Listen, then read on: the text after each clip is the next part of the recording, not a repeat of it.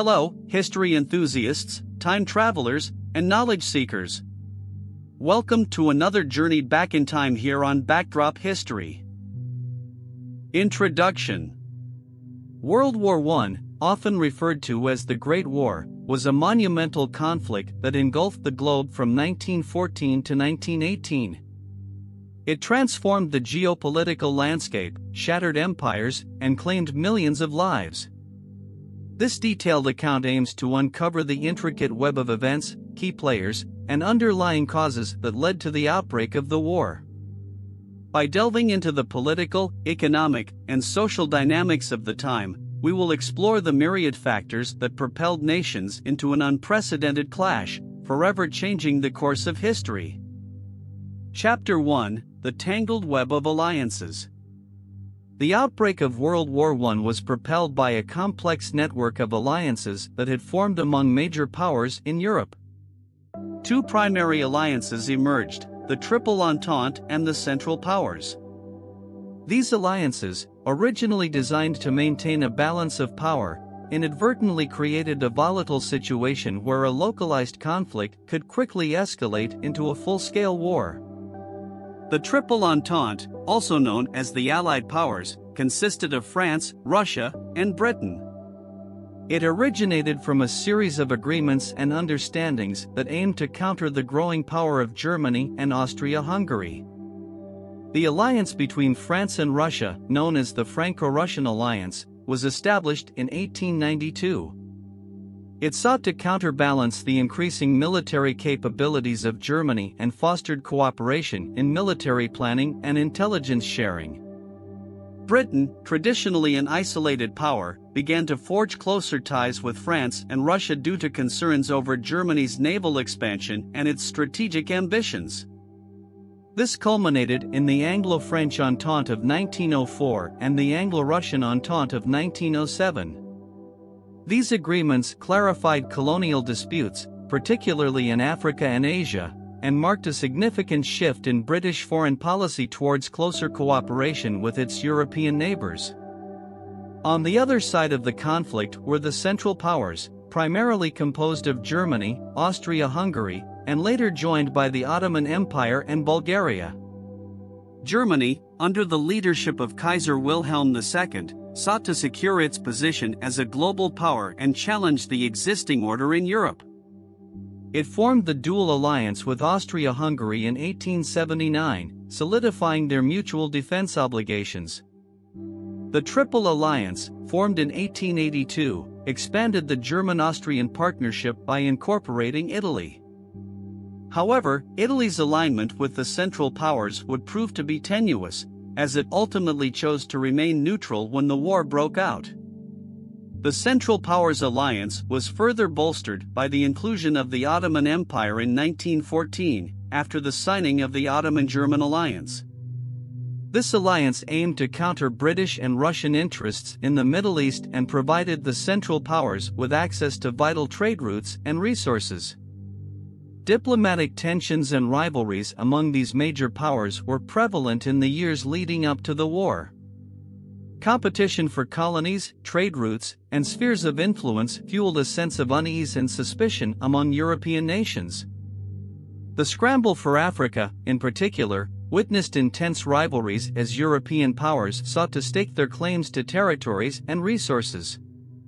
The Balkan region, known as the powder keg of Europe, was a hotbed of nationalism and a major source of tension.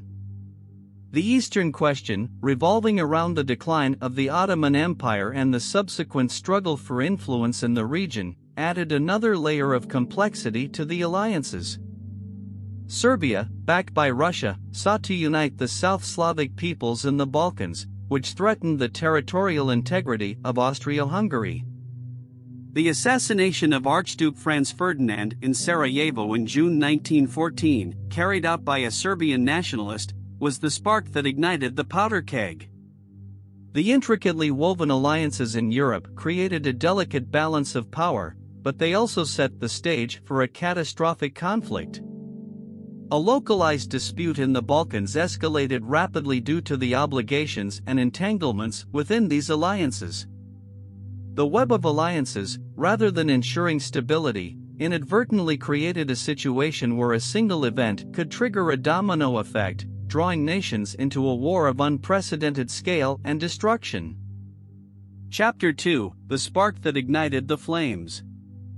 The assassination of Archduke Franz Ferdinand, heir to the Austro-Hungarian throne, on June 28, 1914, in Sarajevo, Bosnia, was the singular event that set in motion a chain of events leading to the outbreak of World War I.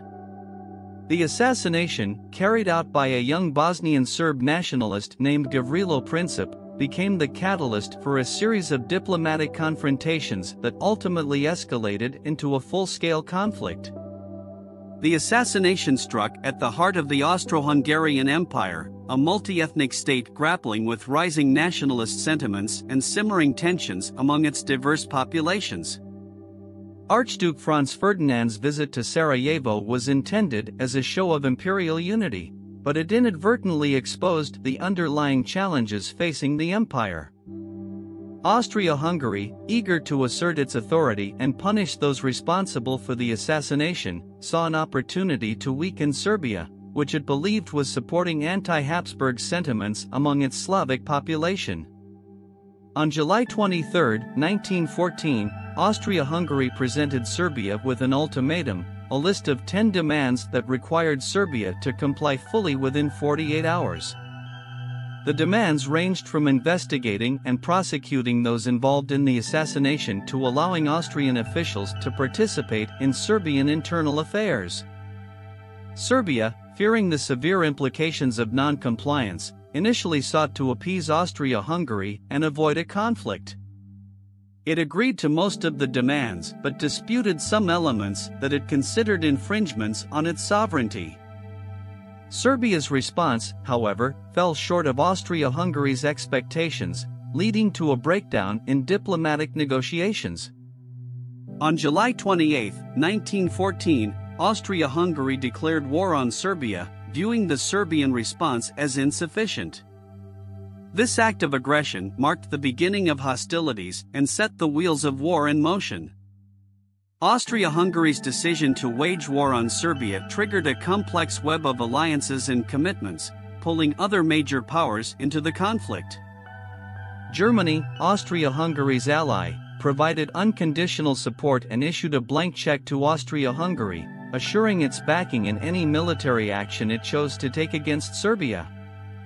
Russia, Serbia's traditional ally, began mobilizing its forces in response to Austria-Hungary's aggression. Germany, perceiving Russian mobilization as a threat, declared war on Russia on August 1, 1914. The domino effect continued as Germany's declaration of war on Russia prompted France, bound by the terms of the Franco-Russian alliance, to declare war on Germany. The German military strategy, known as the Schlieffen Plan, called for swift action against France, aiming to avoid a two-front war. Consequently, Germany launched a massive invasion of Belgium, violating its neutrality, in an attempt to outflank French defenses. Britain, committed to upholding Belgian neutrality, could not ignore Germany's aggression. Consequently, on August 4, 1914, Britain declared war on Germany. With this declaration, the conflict expanded into a global war, as Britain's vast empire and naval power were mobilized against the Central Powers. The spark that ignited the flames, in the form of Archduke Franz Ferdinand's assassination, not only exposed the underlying tensions within the Austro-Hungarian Empire but also highlighted the complex network of alliances that had formed in Europe. The subsequent diplomatic maneuvering, the ultimatum to Serbia, and the outbreak of hostilities were shaped by a combination of nationalist aspirations, imperial rivalries, and a delicate balance of power that ultimately tipped the scales toward war. Chapter 3: The March to War. The outbreak of World War I in 1914 saw the rapid mobilization of armed forces across Europe as nations prepared for the monumental conflict ahead. Military strategies and plans were set in motion, with one of the most notable being the German Schlieffen Plan. The invasion of Belgium and the violation of its neutral territories were key elements of this plan, which ultimately led to a chain of declarations of war and the global escalation of the conflict. The Schlieffen Plan, named after its architect, German Army Chief of Staff General Alfred von Schlieffen, aimed to achieve a swift victory over France in the west before turning to face the threat from Russia in the east. The plan called for a massive right-wing envelopment, with the bulk of German forces concentrating on a rapid invasion through Belgium and Luxembourg, circumventing French defenses along the heavily fortified Franco-German border. The plan's strategic objective was to quickly encircle and defeat the French army by launching a surprise attack through Belgium's supposedly weaker defenses. The assumption was that Belgium would offer little resistance, thus providing a swift passage for German forces to reach Paris and deliver a knockout blow to France.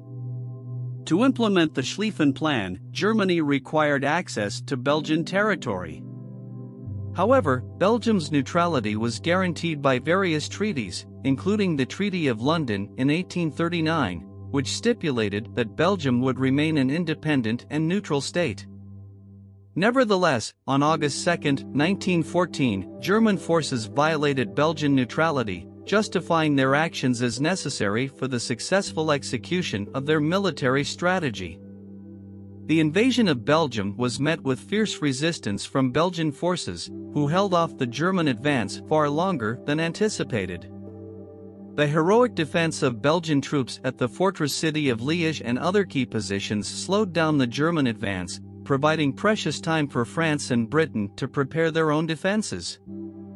Germany's violation of Belgian neutrality triggered an immediate response from Britain. The British government, upholding its commitment to protect Belgian sovereignty, issued an ultimatum to Germany to withdraw its forces from Belgian territory. When Germany refused to comply, Britain declared war on Germany on August 4, 1914. Following Britain's entry into the war, a cascade of declarations of war occurred. France, bound by the terms of the Franco-Russian alliance, had already mobilized its forces in response to Germany's aggression. On August 3, 1914, France declared war on Germany. The global escalation of the conflict soon followed. Russia, driven by its commitment to support Serbia and confront Austro-Hungarian aggression, had already begun mobilizing its troops. On August 1, 1914, Germany declared war on Russia, marking the beginning of hostilities on the Eastern Front. The violation of Belgian neutrality and the declarations of war by major powers had a profound impact on the course of the war.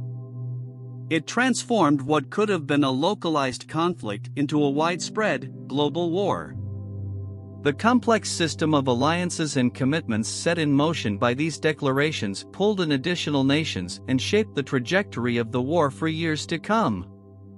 As the war unfolded, the rapid mobilization of forces, the implementation of military strategies, and the violation of neutral territories would have lasting consequences.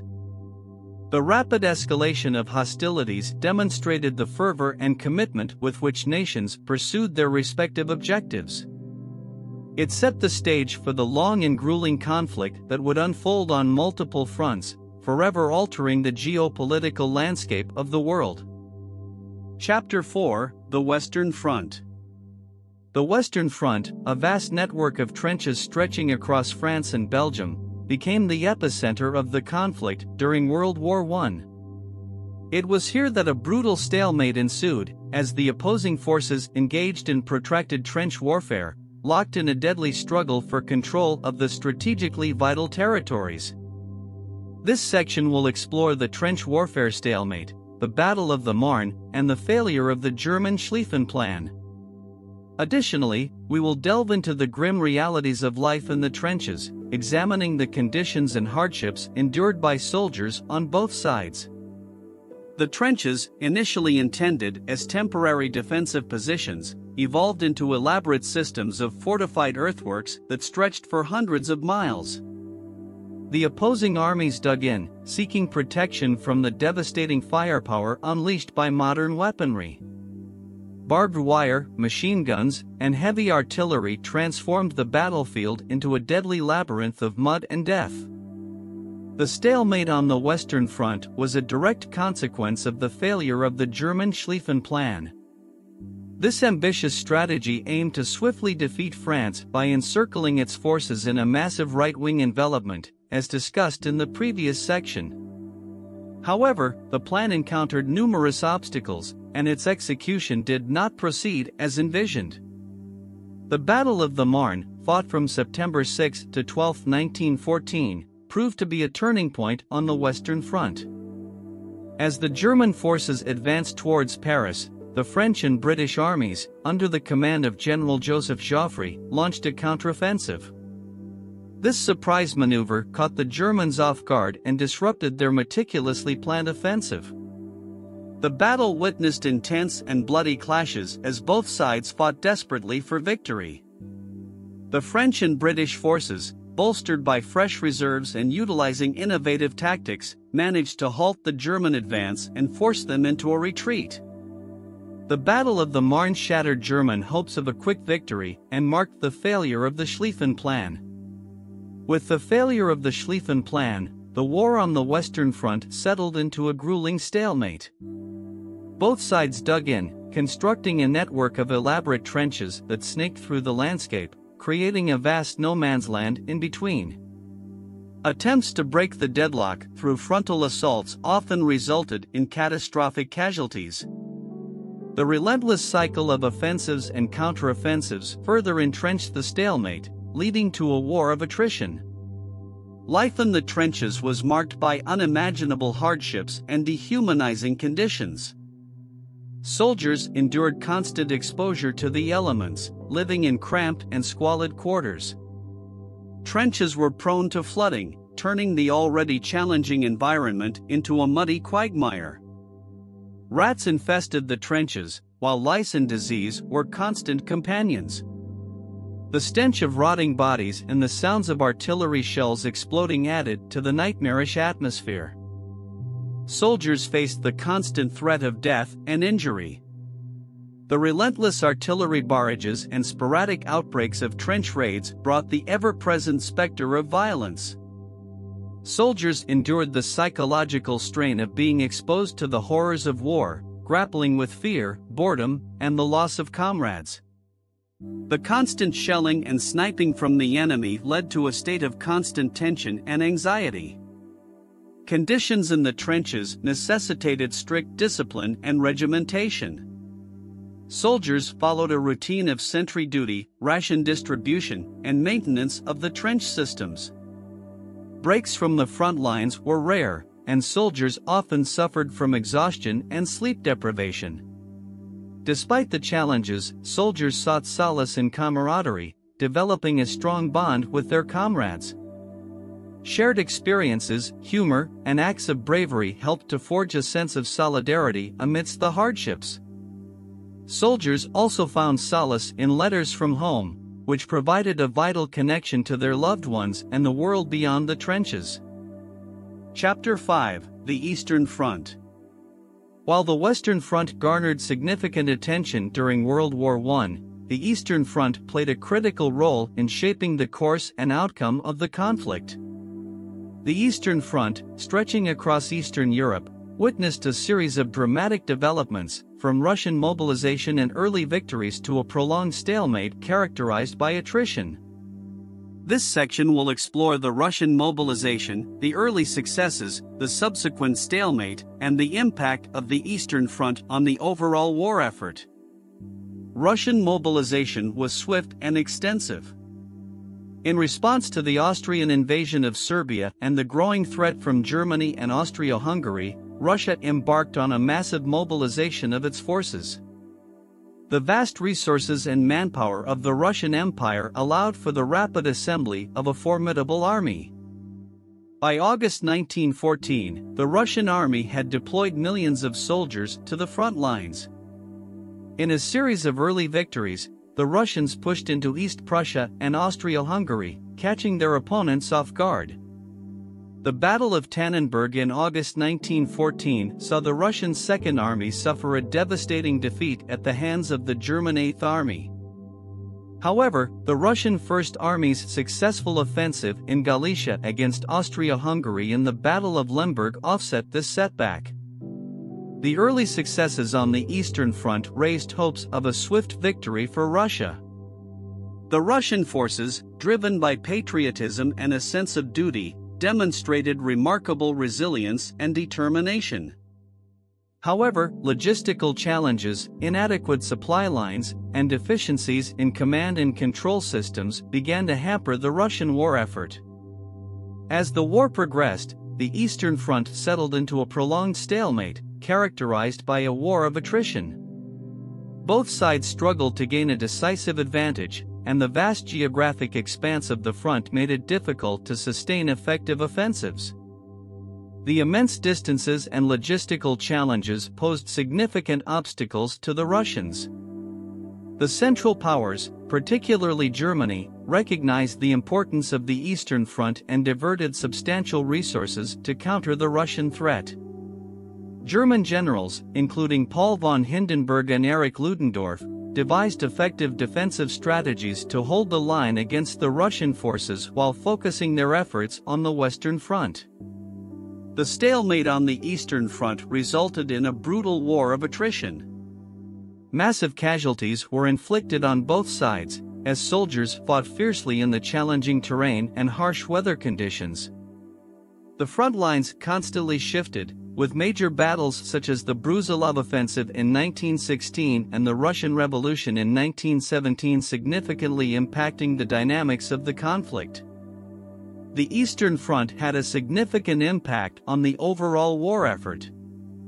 It tied down substantial German and Austro-Hungarian forces, preventing them from fully committing to the Western Front. The diversion of resources and attention allowed the Allies in the West to gain some respite and regroup.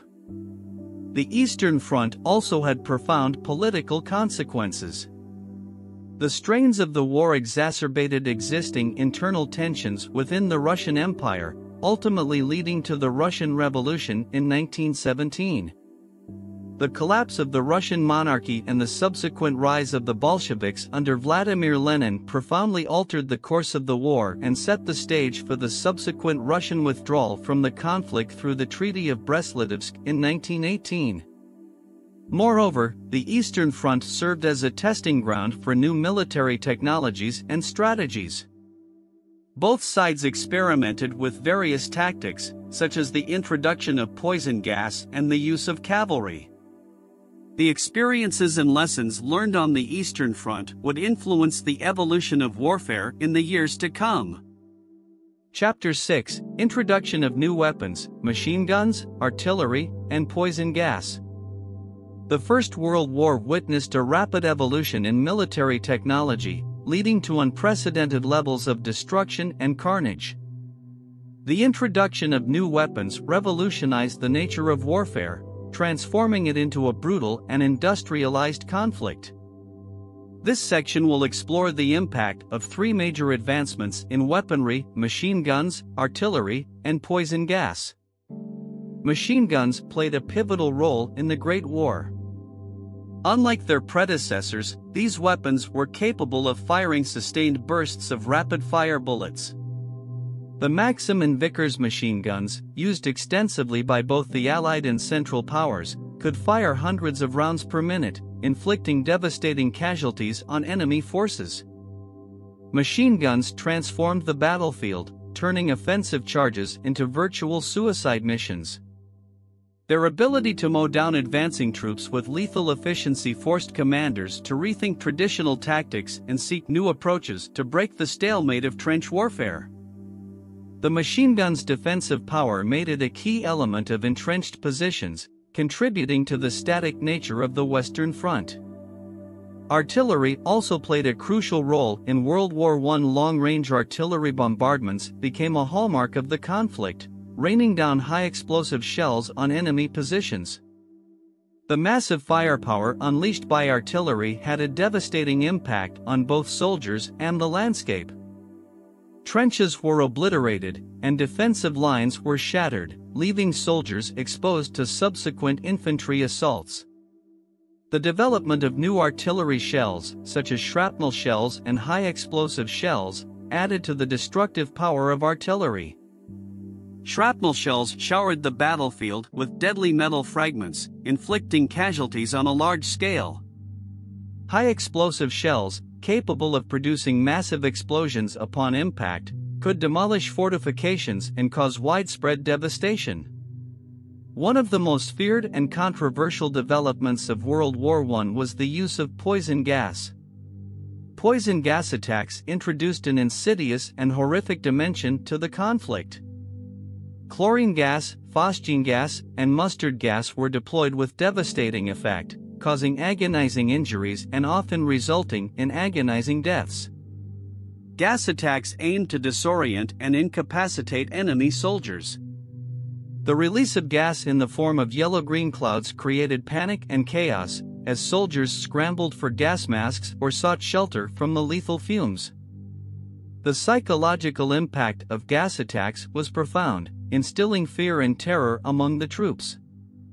The advent of tanks and airplanes marked a significant shift in the nature of warfare. Tanks, initially introduced by the British, represented a new form of armored warfare. These heavily armored vehicles could traverse difficult terrain, crush barbed wire obstacles, and provide cover for infantry. Tanks played a vital role in breaking through enemy lines and supporting offensives, gradually overcoming the challenges of early designs and technical limitations. Airplanes, although still in their infancy, quickly became crucial assets on the battlefield. Initially used for reconnaissance purposes, they soon evolved into fighters and bombers. Aerial combat between enemy planes became commonplace, with pilots engaging in dogfights to gain air superiority.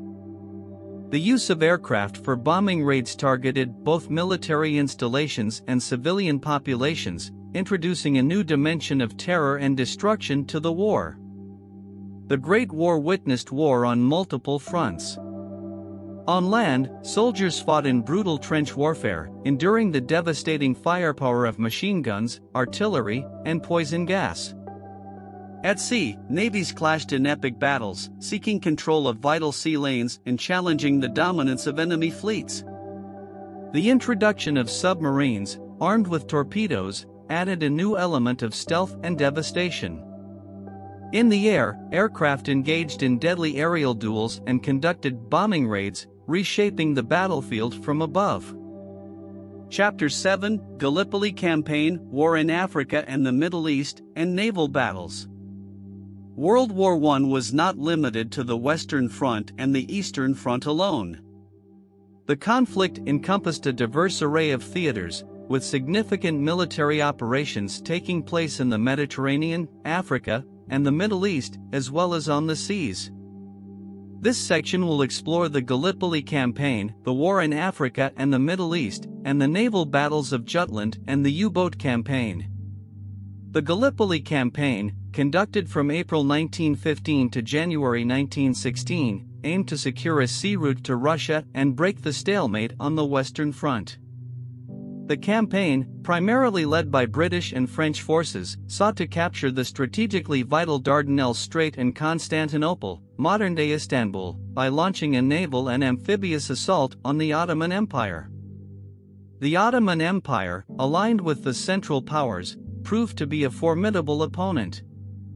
Under the leadership of German military advisors, the Ottomans fortified their defenses along the Gallipoli Peninsula, creating a network of trenches, artillery positions, and minefields. The campaign began with a naval bombardment, but the formidable Ottoman coastal defenses, including the presence of mines and artillery batteries, severely damaged the Allied fleet. The subsequent amphibious landing on April 25, 1915, faced fierce resistance and suffered heavy casualties. What was initially planned as a quick and decisive operation turned into a protracted and bloody campaign. The rugged terrain, challenging climate, and tenacious Ottoman resistance thwarted the Allies' attempts to make significant headway. The campaign descended into a stalemate, characterized by intense trench warfare reminiscent of the Western Front. The Gallipoli campaign, despite its ultimate failure and high casualties, left an indelible mark on the collective memory of the nations involved. It highlighted the resilience of the Ottoman forces and demonstrated the challenges of conducting amphibious operations in the face of well-prepared defenses. Meanwhile, in Africa and the Middle East, the war unfolded against the backdrop of colonial rivalries and aspirations. Germany, France, and Britain vied for control of territories and resources in Africa, while the Ottoman Empire faced the threat of British and Arab revolts in the Middle East. In East Africa, German forces, under the command of General Paul von Lettow-Vorbeck, engaged in a protracted guerrilla campaign against British and Allied forces. The German Schutztruppe, consisting of well-trained and highly mobile units, used the challenging terrain to their advantage, conducting hit-and-run attacks and evading capture for the duration of the war.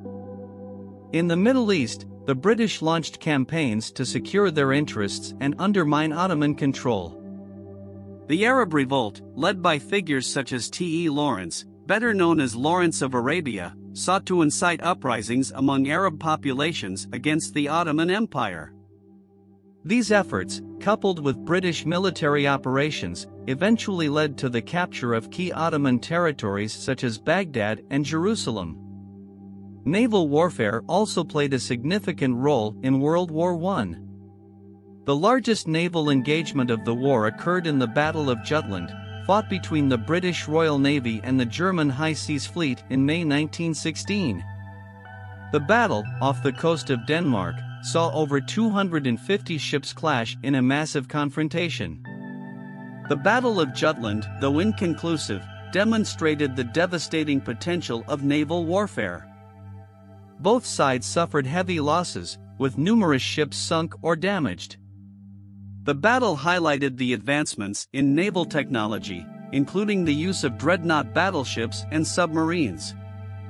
The U-boat campaign waged by Germany further intensified the naval conflict. German submarines, known as U-boats, targeted merchant ships supplying Britain, attempting to cut off vital supply lines. Unrestricted submarine warfare, initiated by Germany in 1917, drew the United States into the war after the sinking of several American merchant ships. The subsequent introduction of convoy systems and the development of anti-submarine warfare tactics gradually curtailed the effectiveness of the U-boat campaign. Chapter 8: War Economies, Women's Roles, and Propaganda. While the battles raged on the various fronts of World War I, the home front became a crucial battleground in its own right. The war demanded not only the sacrifice and dedication of soldiers but also the mobilization of entire societies to support the war effort. This section will explore the war economies and industrial production, the changing roles of women, and the impact of propaganda and censorship on the civilian experience during World War I. The war economies of the major powers underwent significant transformations during the conflict. As nations diverted their resources toward the war effort, governments adopted measures to control and regulate industrial production. Wartime economies prioritized the production of weapons, ammunition, and other supplies needed for the front lines. Industrial production soared to unprecedented levels. Factories were repurposed to manufacture war material, such as rifles, artillery, and ammunition. Production of war-related goods often took precedence over civilian needs, resulting in shortages of essential goods and rising prices. To meet the demands of war, governments implemented centralized planning and coordination of resources.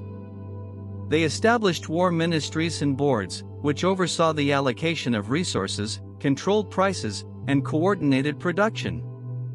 Governments also imposed rationing systems to ensure equitable distribution of scarce resources among the civilian population.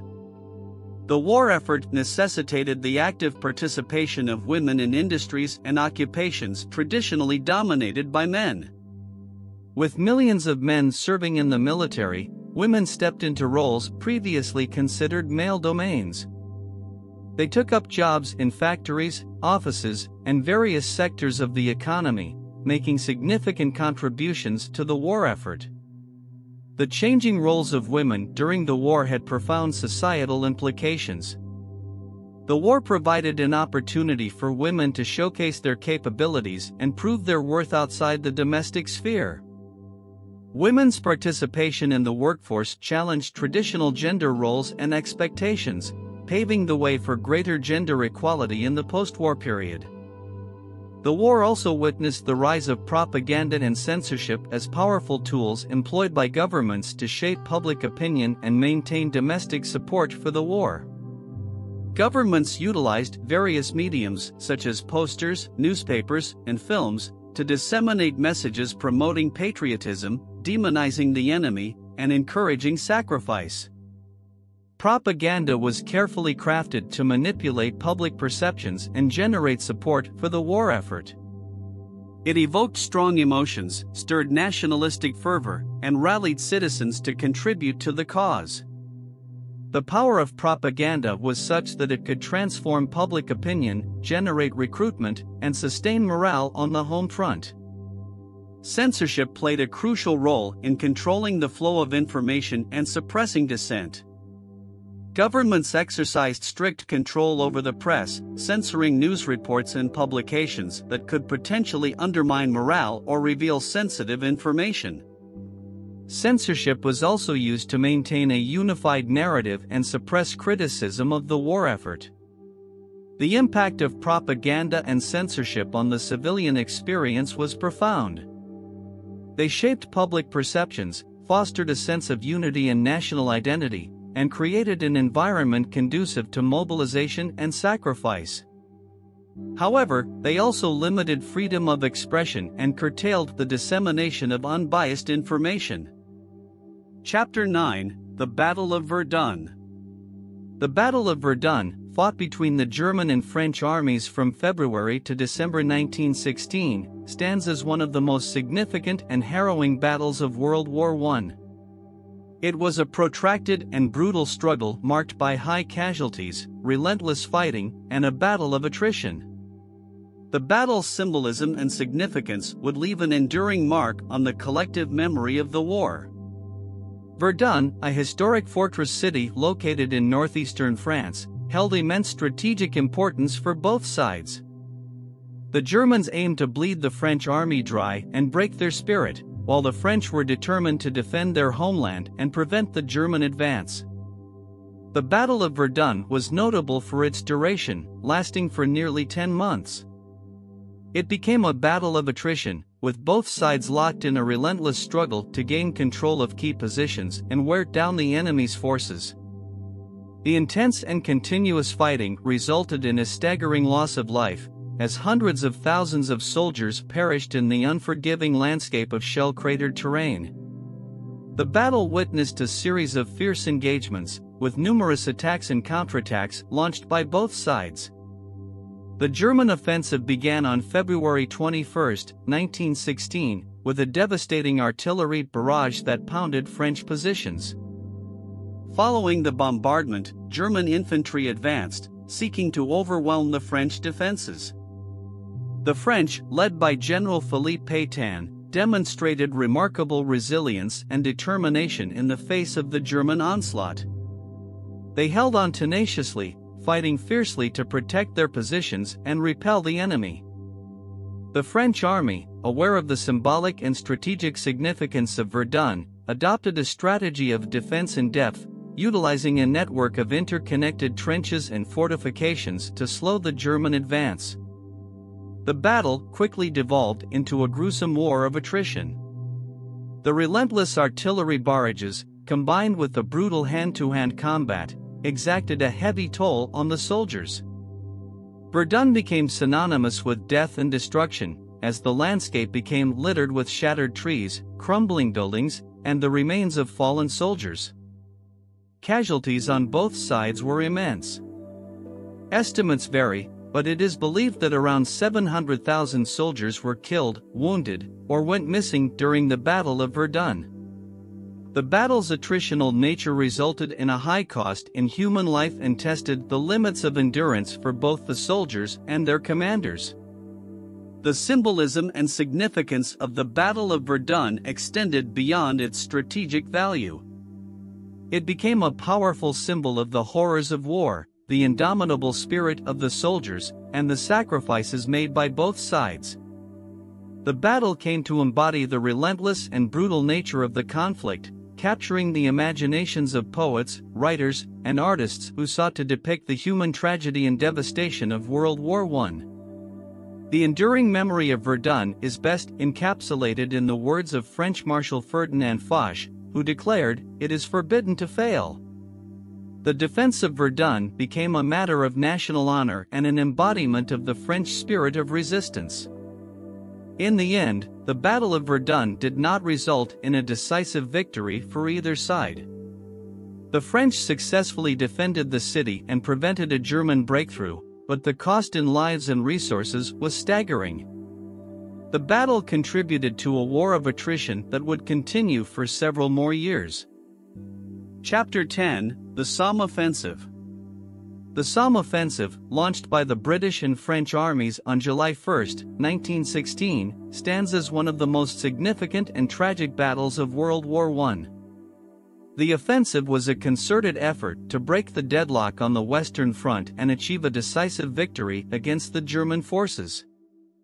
This section will explore the British and French efforts to break the stalemate, the devastating losses suffered on the first day of the battle, and the subsequent evolution of tactics and lessons learned. By mid-1916, the Western Front had settled into a bloody stalemate, with both sides entrenched in elaborate systems of trenches. Seeking to break the impasse, the British and French planned a joint offensive along a 30-kilometer front in the Somme region of northern France. The objective was to relieve pressure on the French at Verdun, weaken the German defenses, and achieve a breakthrough that would pave the way for a decisive victory. The British Army, under the command of General Sir Douglas Haig, spearheaded the offensive. It was supported by the French Sixth Army, led by General Ferdinand Foch. Extensive preparations were made, with a massive artillery bombardment targeting German positions to destroy trenches, barbed wire, and artillery emplacements. The offensive commenced on July 1, 1916, with the British forces launching a series of coordinated attacks along the Somme front. However, the first day of the battle proved to be a catastrophic and devastating loss for the British. German defenses, fortified with deep trenches and concrete bunkers, withstood the initial bombardment and were prepared for the British assault. As the British soldiers advanced across no man's land, they encountered uncut barbed wire and intense German machine gun fire. The losses were staggering, with nearly 20,000 British soldiers killed and around 40,000 wounded on that single day. The disastrous first day of the Somme offensive highlighted the inadequacies in planning, tactics, and the effectiveness of the artillery bombardment. The devastating losses underscored the resilience of the German defenses and their ability to withstand heavy bombardment. In the aftermath of the initial setback, the British and French forces adjusted their tactics and adopted new strategies. The focus shifted from attempting to achieve a quick breakthrough to a more methodical approach of attrition, aimed at wearing down the enemy and gradually gaining ground. Tactics evolved to incorporate more extensive artillery barrages, aimed at destroying enemy defenses, cutting through barbed wire, and suppressing enemy machine gun positions. The use of creeping barrages, where the artillery fire advanced just ahead of the infantry, provided cover and support for the advancing troops. Lessons were learned from the devastating losses of the first day, and the infantry underwent changes in training and equipment. Improved coordination between artillery and infantry, the introduction of new tactics such as platoon and company-level advances, and the deployment of tanks in subsequent phases of the battle contributed to more effective operations. The Somme offensive continued until November 1916, with both sides engaged in a series of offensives and counteroffensives. The battle saw further heavy casualties on both sides but ultimately failed to achieve a decisive breakthrough or significant strategic advantage. The Somme offensive became a costly battle of attrition, highlighting the brutal and grueling nature of trench warfare. The Battle of the Somme had significant consequences beyond the immediate tactical and operational levels. The losses suffered and the horrors witnessed by the soldiers had a profound impact on public opinion and the collective memory of the war. The Somme offensive came to symbolize the futility and human cost of World War I, serving as a stark reminder of the sacrifices made by the soldiers on the Western Front. The Somme offensive marked a turning point in the evolution of tactics and strategies employed during the war. The lessons learned from the disastrous first day and the subsequent adaptations in tactics contributed to the development of more effective approaches to trench warfare. Chapter 11: Wilson's Policy of Neutrality. As World War I unfolded in Europe, the United States faced the challenge of maintaining a policy of neutrality.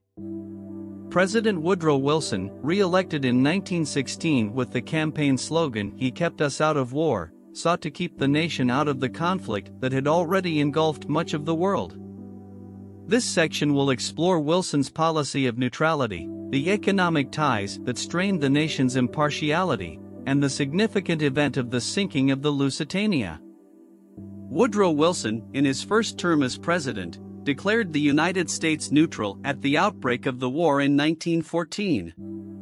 He sought to preserve American interests and avoid entanglement in the European conflict.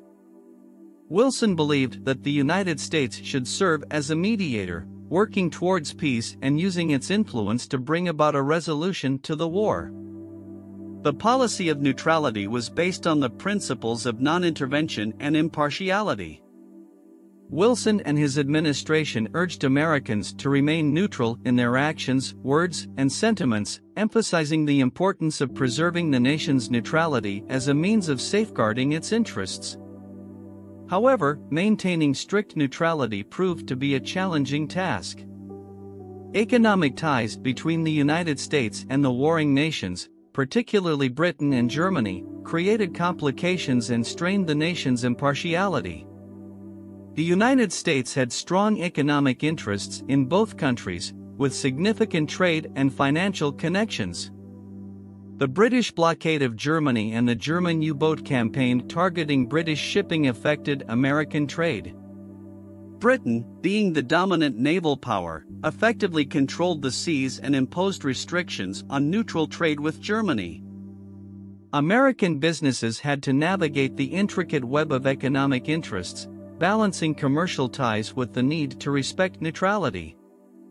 The shifting public opinion within the United States also influenced the nation's neutrality stance. As the war progressed and news of the atrocities and horrors of war reached American shores, public sentiment began to shift. Sympathies for the Allies, fueled by cultural and historical ties, grew among certain segments of the population. The strong ties between the United States and Britain, along with shared democratic values, contributed to a sentiment that favored the Allies. The sinking of the British ocean liner RMS Lusitania on May 7, 1915, by a German U-boat further strained American neutrality. The attack resulted in the deaths of 128 Americans among the 1,198 passengers and crew members. The sinking of the Lusitania generated outrage and public condemnation, pushing the United States closer to abandoning its policy of strict neutrality. While the sinking of the Lusitania did not immediately propel the United States into the war, it raised questions about the effectiveness of neutrality and the protection of American lives and interests. Wilson issued strong diplomatic protests to Germany, demanding an end to unrestricted submarine warfare. The sinking of the Lusitania, coupled with the subsequent sinking of several other American and neutral ships, raised concerns about the safety of maritime travel and prompted Wilson to demand that Germany respect the rights of neutral nations and abide by international laws. Chapter 12: From Neutrality to War. As World War I raged on, the United States found itself moving from a policy of neutrality to active participation in the conflict. The shift came as a result of a series of events that tested America's resolve and ultimately compelled the nation to abandon its neutrality. This section will explore the impact of unrestricted submarine warfare, the revelation of the Zimmermann telegram, the decision to enter the war, and the subsequent mobilization and contributions of the United States to the war effort. One of the key factors that led to America's entry into the war was Germany's implementation of unrestricted submarine warfare.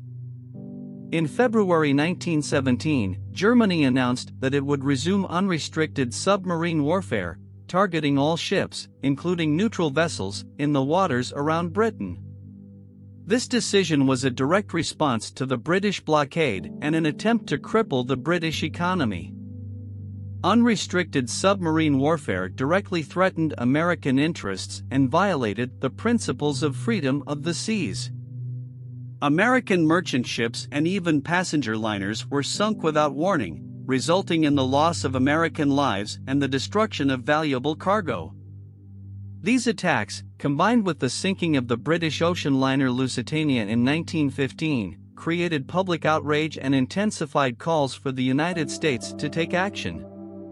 The revelation of the Zimmermann telegram further inflamed public sentiment and pushed the United States closer to war. In January 1917, British intelligence intercepted a coded message sent by the German Foreign Minister Arthur Zimmermann to the German ambassador in Mexico. The telegram proposed an alliance between Germany and Mexico and promised Mexico the recovery of lost territories in exchange for joining the war against the United States. The publication of the Zimmermann telegram in American newspapers outraged the public and created a strong sense of national indignation.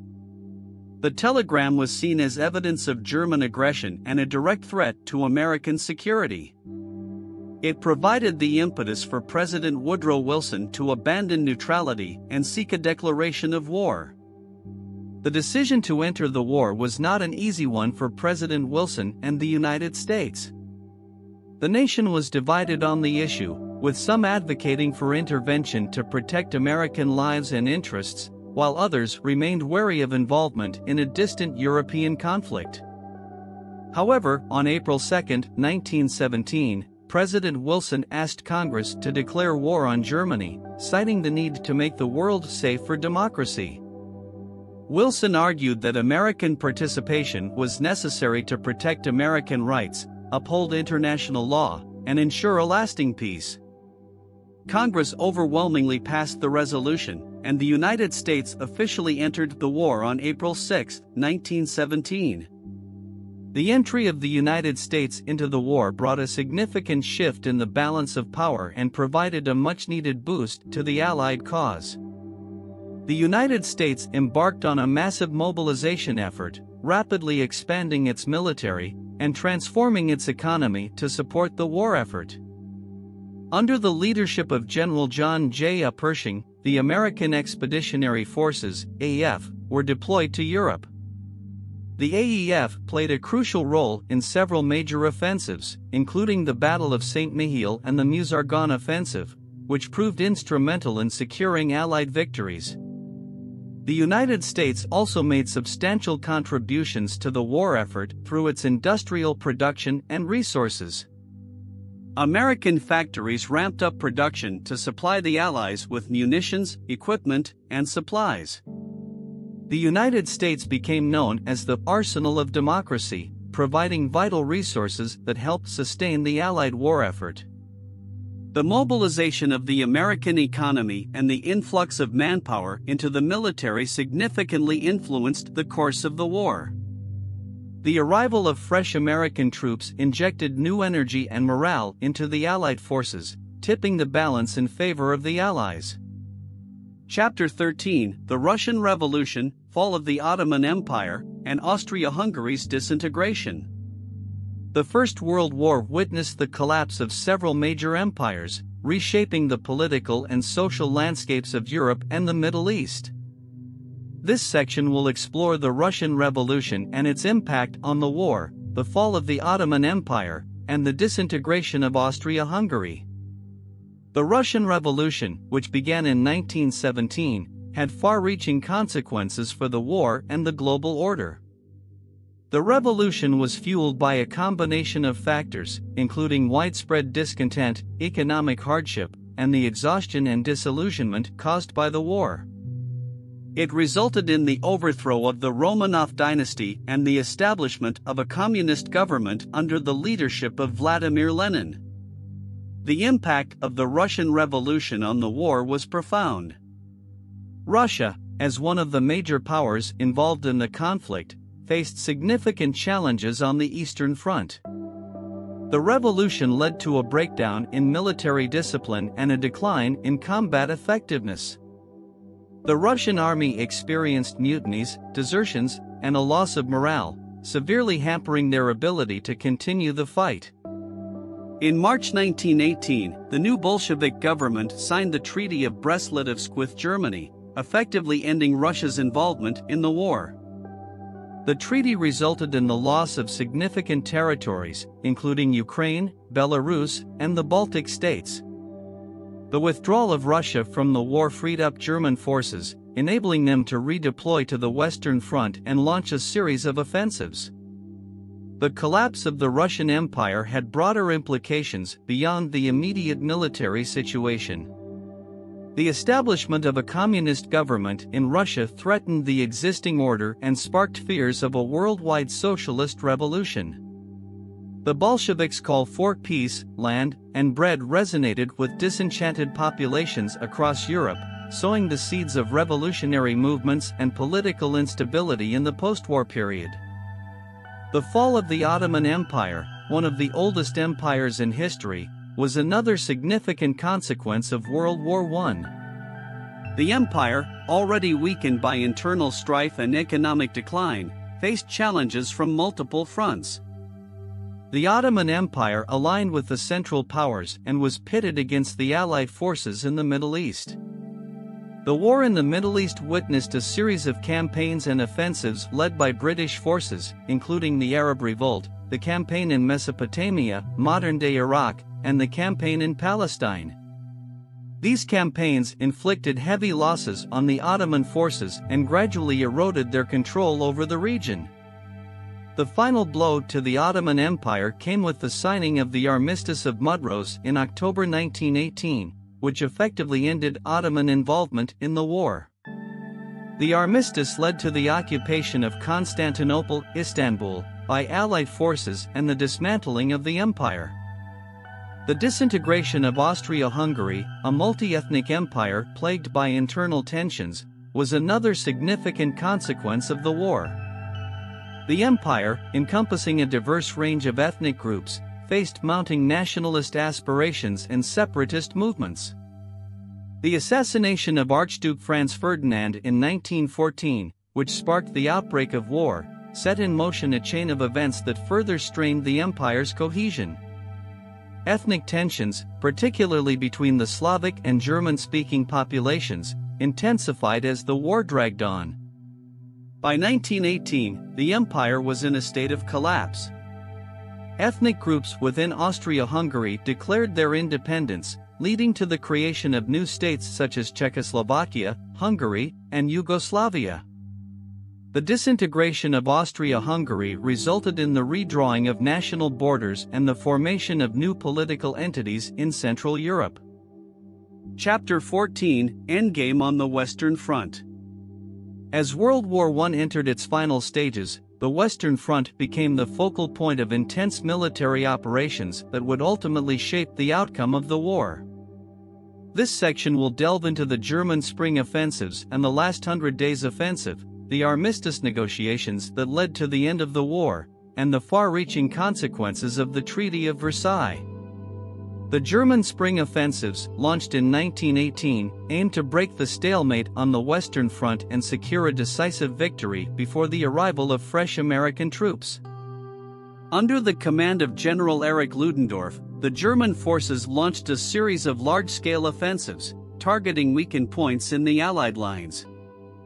The first of these offensives, known as the Spring Offensive or Operation Michael, commenced on March 21, 1918. German forces achieved initial success, breaking through British lines and advancing deep into Allied territory.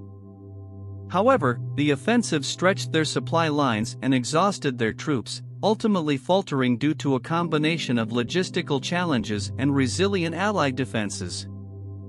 Subsequent German offensives, including the Second Battle of the Marne and the Battle of Amiens, failed to achieve the desired breakthrough. The Allied forces, bolstered by the arrival of American troops, gradually regained the initiative and launched their own counteroffensive. The Last 100 Days Offensive, which commenced on August 8, 1918, marked a turning point in the war. The Allied forces, led by British General Sir Douglas Haig and French General Ferdinand Foch, launched a series of coordinated offensives along the Western Front.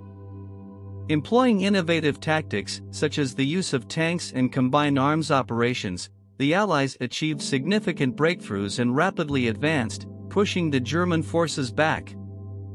The Last 100 Days Offensive saw a series of major battles, including the Battle of Amiens, the Battle of Saint-Mihiel, and the Meuse-Argonne Offensive. The relentless pressure and relentless advancements of the Allied forces demoralized the German army, leading to widespread desertions and a loss of morale.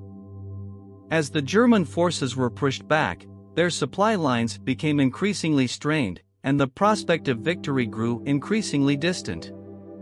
By November 1918, the German High Command and political leadership recognized the impossibility of victory and sought an end to the war. Armistice negotiations began in October 1918, and on November 11, an armistice was signed, effectively ending the hostilities on the Western Front. The armistice stipulated the withdrawal of German forces from occupied territories, the cessation of hostilities, and the surrender of significant military equipment. The end of the war brought relief and jubilation to many, but it also laid the groundwork for the subsequent peace negotiations. The Treaty of Versailles, signed in June 1919, outlined the terms of peace and imposed harsh conditions on Germany. The treaty held Germany responsible for the war, demanded substantial territorial concessions, imposed significant financial reparations, and severely limited the size and capabilities of the German military.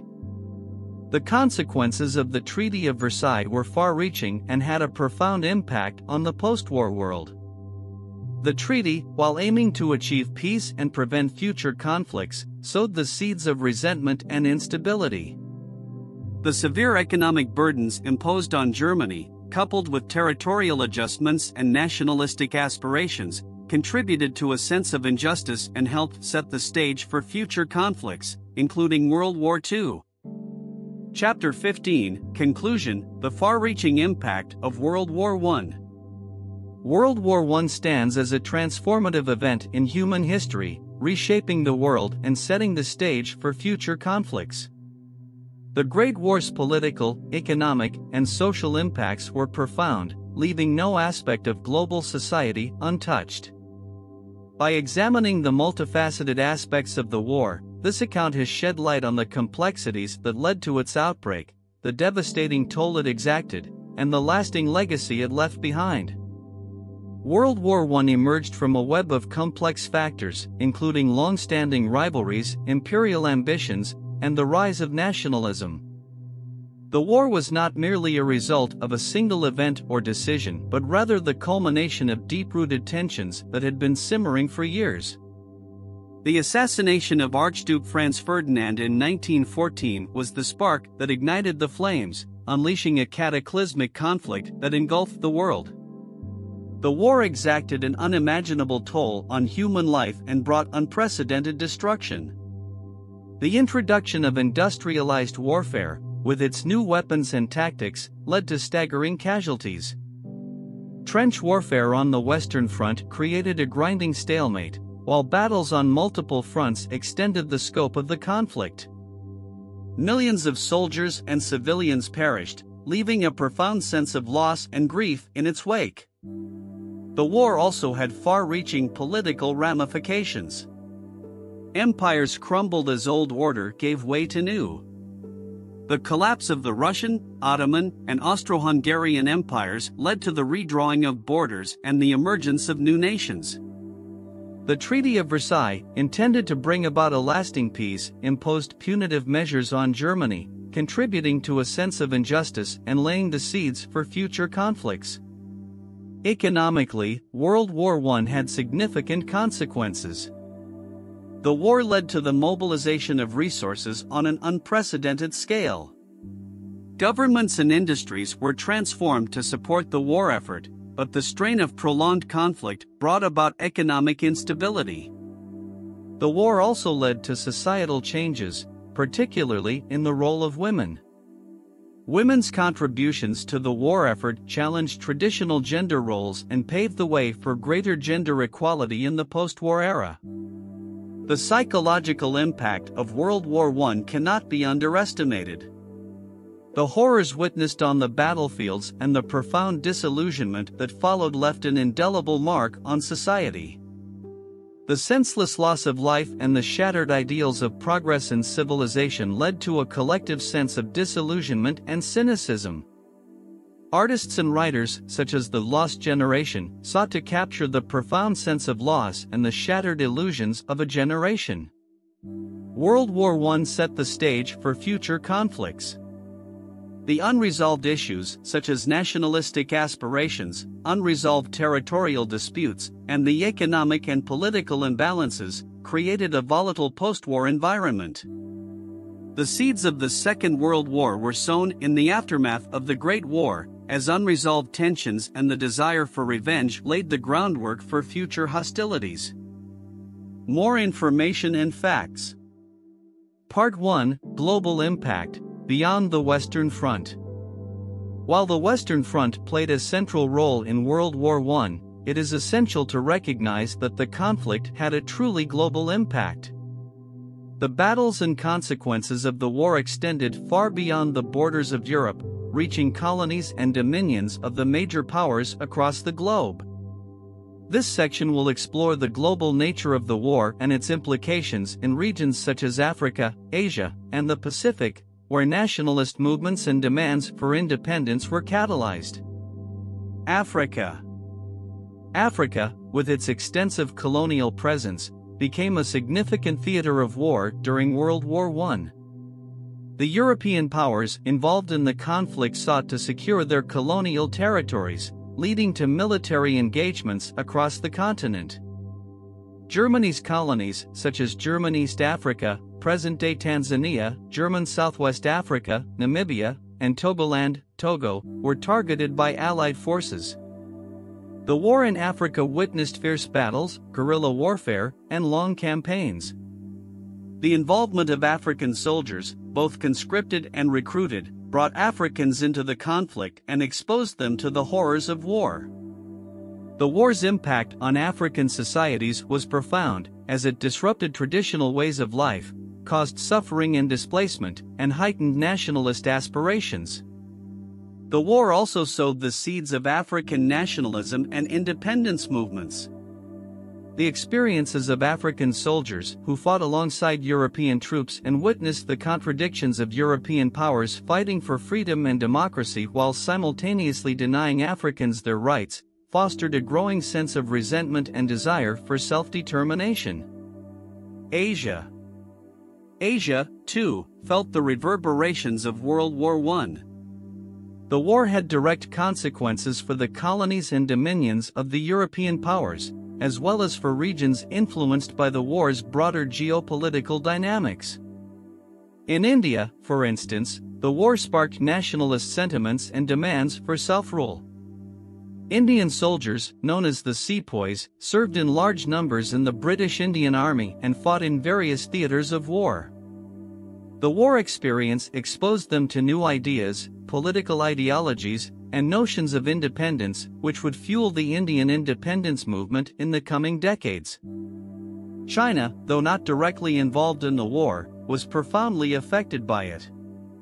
The war weakened European powers and increased Japan's influence in the region.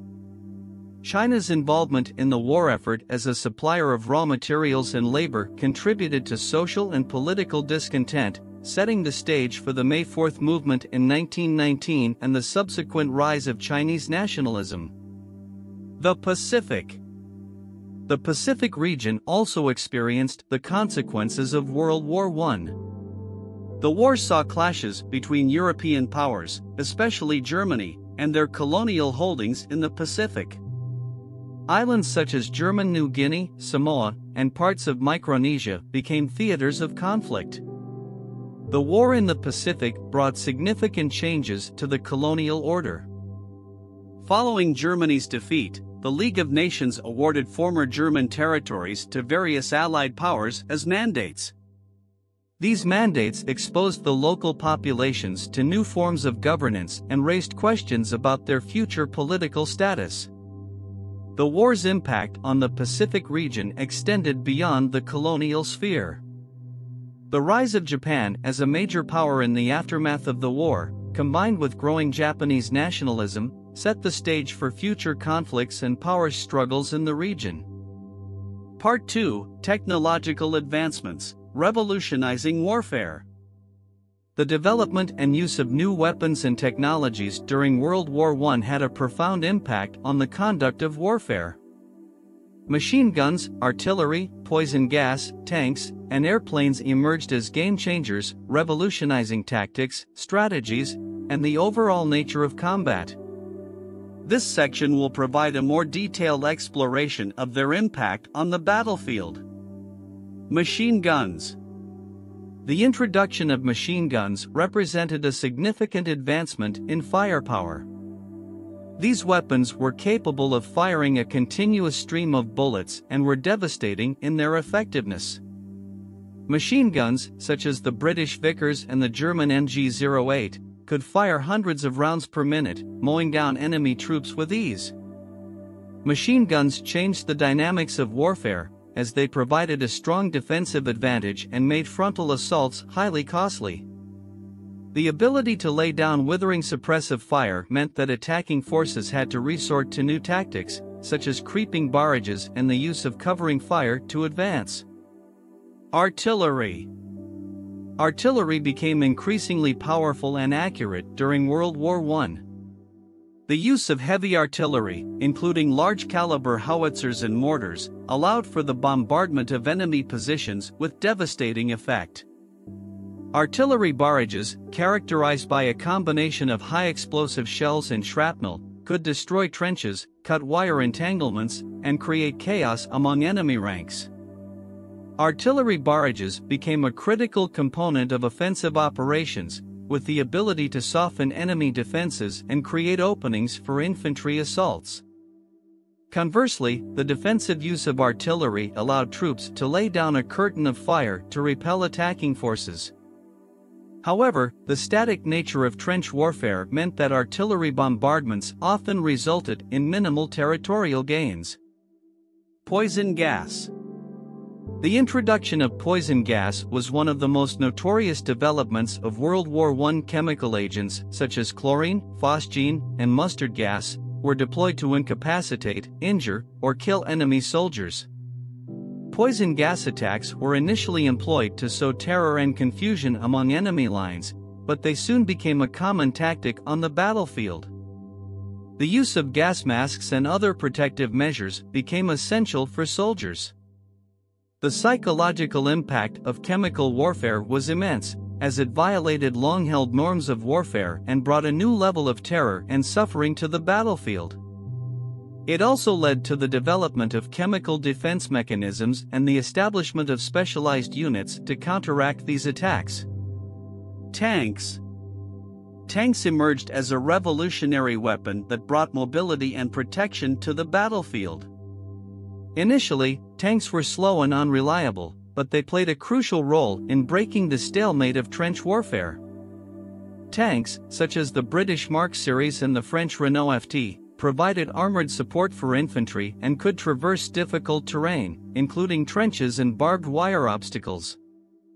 Tanks brought new possibilities for offensive operations, as they could absorb enemy fire and provide mobile firepower. They spearheaded attacks, providing cover for infantry and suppressing enemy defenses.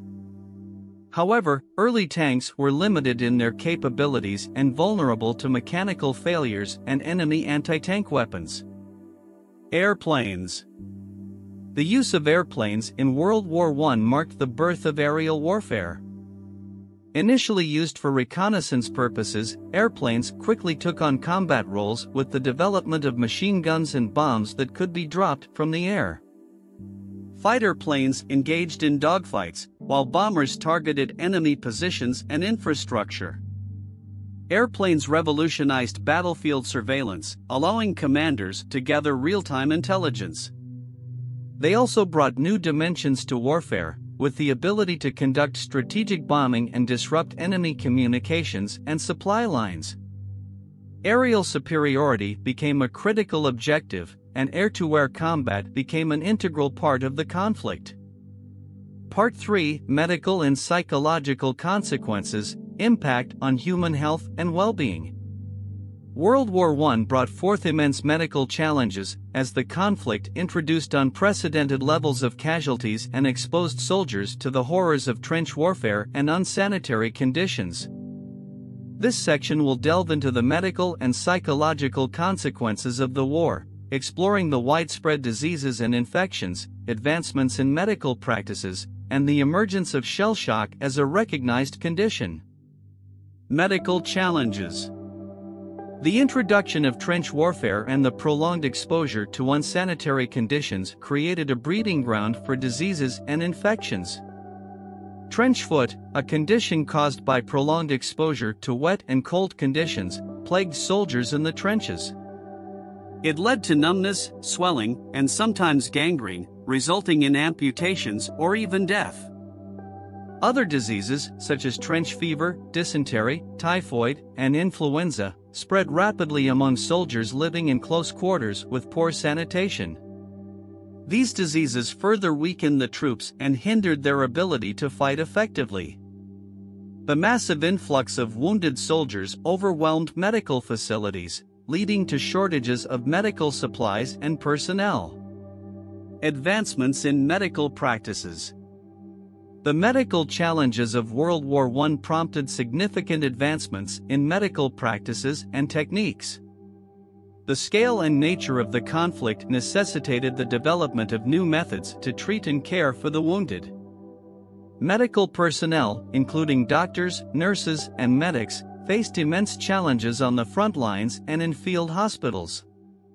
Improvements in field medicine, such as the establishment of dressing stations close to the front lines, the use of triage systems to prioritize treatment, and the introduction of motorized ambulances, helped to provide faster and more efficient medical care. Surgical techniques were refined, and new approaches, such as blood transfusions, were implemented to save lives. The war also saw the emergence of specialized medical units, such as the Royal Army Medical Corps in Britain, which focused on providing medical services in the field of battle. These advancements in medical practices not only helped to save lives during the war but also laid the foundation for future developments in military and civilian medicine. Psychological trauma and shell shock. The psychological toll of World War I was immense. Soldiers were exposed to constant danger, witnessing the horrors of battle and experiencing the loss of comrades. The traumatic experiences of trench warfare, including the constant shelling, fear of gas attacks, and the gruesome sights of the battlefield, took a severe toll on soldiers' mental well-being. Shell shock, a condition characterized by symptoms such as anxiety, nightmares, tremors, and emotional instability, emerged as a recognized condition during the war. Initially misunderstood and stigmatized, shell shock eventually gained recognition as a psychological trauma resulting from the stresses of warfare. Treatment for shell shock varied, from rest and rehabilitation to more experimental approaches, such as electroconvulsive therapy.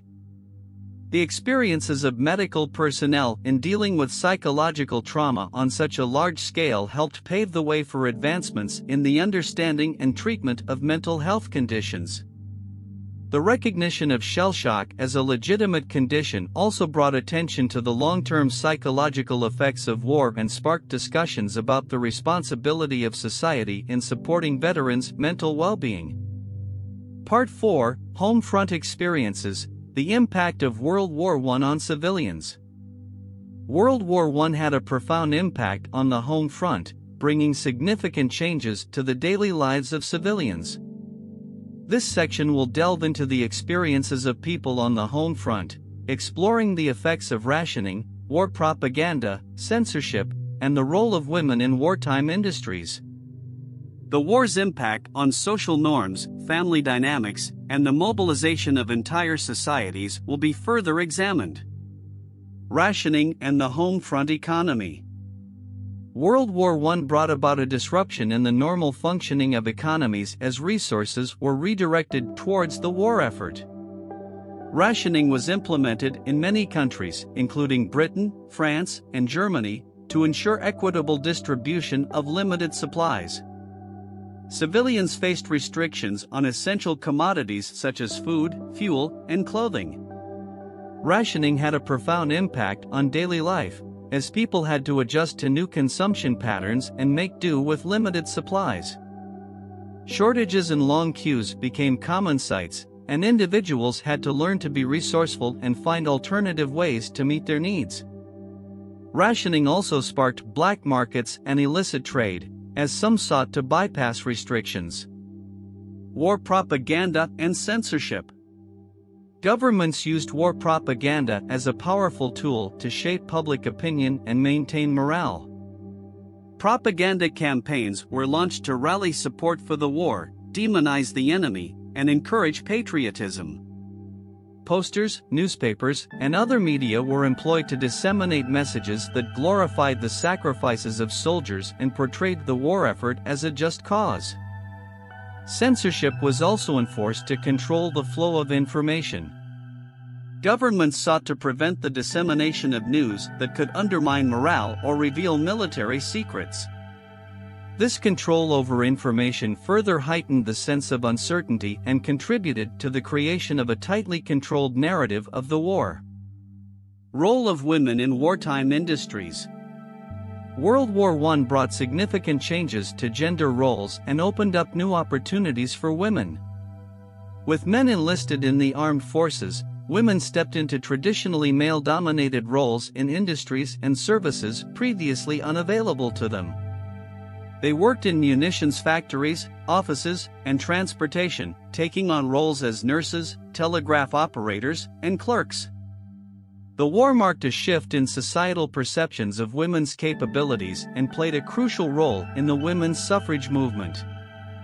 The wartime contributions of women demonstrated their competence and commitment to the nation, strengthening the case for granting them greater rights and recognition. This period laid the foundation for future advancements in women's rights and gender equality. Social norms and family dynamics. The war brought significant disruptions to social norms and family dynamics. With the absence of fathers, husbands, and sons at the front, women often took on increased responsibilities within the household and had to adapt to new roles as breadwinners and decision-makers. Single-parent households became more prevalent, and the war strained family structures and support networks. The loss of loved ones and the constant fear of death created a pervasive sense of grief and anxiety within communities. Mourning rituals and memorialization became important for individuals and society as a whole, providing a means to cope with loss and honor the fallen. Mobilization and national unity. World War I witnessed the mobilization of entire societies. The war effort required the collective involvement of civilians, as voluntary organizations, such as the Red Cross and women's auxiliary groups, provided support to soldiers and their families. Fundraising, knitting drives, and other activities became common ways for civilians to contribute to the war effort. The war fostered a sense of national unity and purpose, as people from all walks of life came together to support the troops. However, this unity was not universal, and the war also exacerbated social divisions and inequalities. Class tensions and labor disputes simmered beneath the surface, and the war sparked protests and demonstrations against perceived injustices. Part 5: Legacy and Lessons Learned, Shaping the Path to Peace. The conclusion highlighted the lasting legacy of World War I and its influence on future conflicts.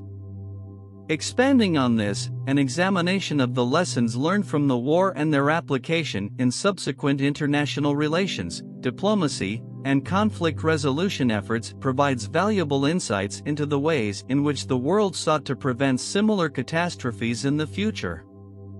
Redrawing of borders and the quest for stability. World War I led to a significant redrawing of borders, as empires crumbled and new nations emerged. The Treaty of Versailles, while aiming to establish a new world order, created new tensions and grievances, setting the stage for future conflicts. The lessons learned from the post-war era emphasized the importance of stability and addressing underlying grievances when redrawing borders to avoid creating simmering resentments. Multilateral diplomacy and collective security. The failure of pre-war diplomatic mechanisms to prevent the outbreak of war highlighted the need for new approaches to international relations. The League of Nations, established in the aftermath of World War I, aimed to provide a platform for multilateral diplomacy and collective security. Although the League faced challenges and ultimately failed to prevent the outbreak of World War II, it laid the groundwork for future efforts in international cooperation, leading to the establishment of the United Nations. Disarmament and arms control. The immense devastation caused by the war highlighted the urgent need for arms control and disarmament. The concept of disarmament gained traction in the interwar period, and subsequent treaties such as the Washington Naval Treaty of 1922 and the Treaty of London in 1930 aimed to limit naval and land-based armaments. The lessons learned from World War I emphasized the importance of arms control measures as a means to prevent excessive militarization and curb the arms race. Economic cooperation and integration. World War I brought about economic instability and a collapse of trade networks. In response, countries sought to establish mechanisms for economic cooperation and integration to prevent future conflicts. The lessons learned from the war emphasized the importance of economic interdependence as a means to promote peace and stability. Efforts such as the establishment of the International Monetary Fund and the World Bank aimed to foster economic cooperation and prevent the economic grievances that can fuel conflicts. Humanitarian efforts and the protection of rights. The suffering and loss experienced during World War I highlighted the need for humanitarian efforts and the protection of human rights in times of war. The war's impact on civilian populations and soldiers led to the establishment of organizations such as the Red Cross and the Geneva Conventions, which sought to protect the rights and well-being of those affected by conflict. The lessons learned from World War I underscored the importance of upholding humanitarian principles and ensuring the protection of civilians and combatants alike. Remembrance and commemoration. World War I had a profound impact on collective memory and commemoration. The war's staggering loss of life and the shattered ideals of progress and civilization led to a collective desire to remember and honor those who sacrificed their lives. This focus on remembrance and commemoration served as a reminder of the human cost of war and the need to strive for peace and reconciliation. We've now reached the end of our journey today. Thank you for letting the tales of old be your backdrop, and remember, history isn't just about the past, it's about understanding our present and shaping our future.